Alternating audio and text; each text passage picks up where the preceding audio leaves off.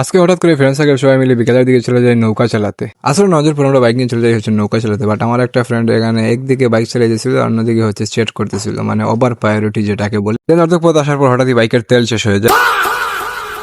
যাই হোক, অনেক কষ্ট করে ফাইনালি আমরা যে জায়গায় নৌকা রাখা আসলে সেই জায়গায় এসে পৌঁছায়। বাট এসে দিকে এখানে নৌকা রাখা নেই। তারপর হঠাৎ একদম মাঝ বরাবর চোখ যায় দেখতে পাই যে একদম মাঝখানে বাঁধা রয়েছে নৌকা। সত্যি কথা বলতে জায়গাটা কিন্তু মারাত্মক লেভেলে সুন্দর ছিল। ঠিক মাঝ বরাবর একটা ফিশারি এবং চারিপাশে রয়েছে গাছপালা এবং কিছু ফুল গাছ লাগানো রয়েছে।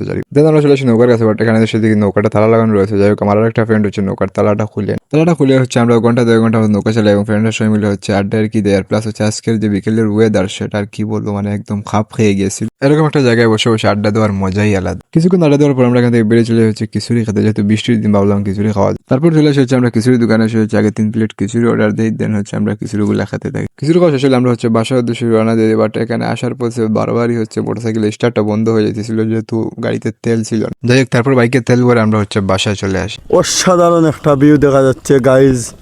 কেউ আপনাদের জন্য কিতা কইতা